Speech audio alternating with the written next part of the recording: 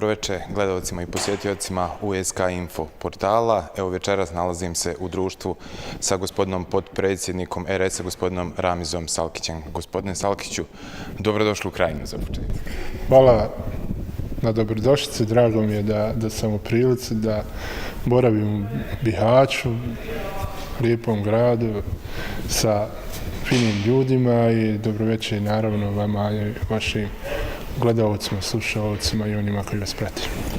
Povod za vaš dolazak je promocija vaše knjige, ali samo kad ste već tu da iskoristimo priliku i da o nekim drugim temama razgovaramo. Ponovno ste izabrani na ovu poziciju koju sam pomenuo potpredsjednika RS-a. Evo šta konkretno to znači za vas lično, a šta za Bošnjake u manjem BH entitetu? Pa za mene lično znači priznanje za posao koji sam radio prethodne 4 godine, priznanje kada dolazi od građana, to je sigurno ono što je najbolje i najvrednije. Dakle, prije malo više od 4 godine izabran sam na poziciju potpredsjednika entiteta Republika Srpska u ime Bošnjaka. Radio sam 4 godine, boravio na terenu, bio s ljudima i nakon 4 godine sam došao u situaciju da tu poziciju branim i hvala Bogu, ljudi su prepoznali moj rad i ja sam sada na izborima dobio nekoliko procenata više glasova nego što je to bilo prije 4 godine, a moram priznati da to nije baš čest slučaj na političkoj sceni u Bosni i Hercegovini, a inače na političkoj sceni. Nadam se da neću ljude razočarati, bit ću glas mog naroda na prostoru entiteta, ali i na prostoru cijele Bosne i Hercegovine, govoriti o problemima. Neću se ustručavati da ono što se dešava nazovem pravim imenom, bez obzira da li se to nekom sviđalo ili ne. Nastavit ću da širim istinu, da insistiram na istini, da tražim pravdu za moj narod, da tražim ukidanje sistemske diskriminacije, prestanak negiranja bosanskog jezika. Tražit ću i nastaviti kao i do sada da tražim više radnih mjesta za Bošnjake na prostoru entiteta RS-a i da pozivam sve ljude koji su u prilici sa prostora federacije da ulažu na prostor entiteta RS, da zapošljavaju Bošnjake i Srbe i Hrvate, jer zapravo to je Bosna i Hercegovina kako mi želimo. Dakle, zalažem se za zemlju jednakih mogućnosti, jednakih prava za sve građane, bez obzira kako se zovu, kako se Bogu moli, gdje žive, i od toga nikad neću odustati, niti ja, niti moji saradnici.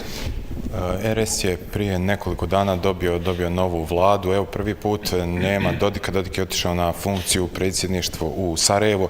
Nema Željke Cvijanović. Poznajete li ovaj novi sastav, ovu novu garnituru?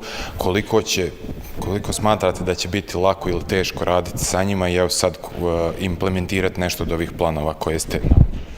Pa to je vlada koja će i dalje biti pod potpunom kontrolom i Milorada Dodika kao predsjedavajućeg trenutno predsjedništva Bosne i Hercegovine, sutra kao člana predsjedništva iz entiteta Republika Srpska, pod kontrolom predsjednice entiteta.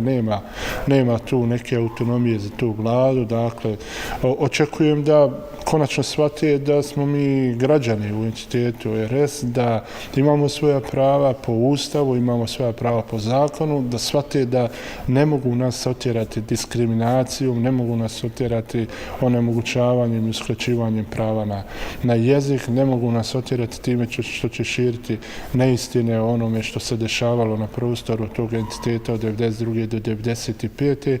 Nadam se da će se urazumiti, da će shvatiti da moramo svi zajedno živjeti, da moramo širiti istinu, širiti pravdu, zalagati se za pravdu. Nadam se da će shvatiti da Bošnjaci moraju raditi, biti zastupljeni institucijama, jer tako propisuje Ustav i to je jedino moguće. Da li će se oni odlučiti na taj korak ili će se odlučiti da nastavi ono kako je bilo do sada, ne mogu kazati, ali želim da vjerujem da će urazumiti se i shvatiti da smo mi tu i da nećemo otići. Proteklih dana, u stvari proteklih godina, je od 2-3 godine, tema glavna je odlazak ljudi iz Bosne i Hercegovine.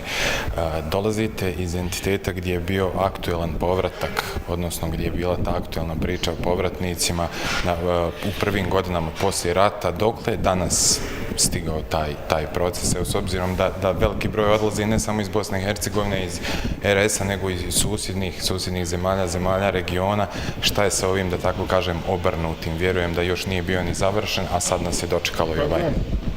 Mi moramo biti svjesni da sve više ljudi odlazi zbog nesigurnosti i nestabilnosti. I mi koji se bavimo politikom moramo postati svjesni da moramo širiti pozitivnu energiju, stvarati pozitivnu klimu, pozitivan ambijent, da ljudi ostaju ovdje i da vide budućnost ne samo za sebe, za svoju djecu. Ako toga ne bude, svi smo u problemu. I oni koji se bave politikom i obični građani. I ja očekujem da oni koji imaju veću moć odlučivanja konačno shvate da trebaju promijeniti kurs i moraju promijeniti način ophođenja, ponašanja i nastupanja u javnosti. Kad su u pitanju oni koji se vraćaju na prostor entiteta RS, moram kazati da naravno i tu ima oni koji napuštaju. Nije to, čini mi se da je više izraženo to napuštanje na prostoru gdje ljudi možda imaju i bolje egzistencijalne uslove. Kad ova populacija iz koje ja dolazim, to su ljudi koji su na neki način bili u situaciji da napuste Bosnu i Hercegovinu i 1992. i 1995. i 2000. ali oni su odlučili da se vrate, da žive na svojim imanjima, imaju jedan značajan broj svojih članova porodica, uže ili šire rodbine već izvan Bosne i Hercegovine i oni su tu gdje su. Naravno da mladi ljudi koji nemaju egzistenciju, razmišljaju, napuštaju, odlaze.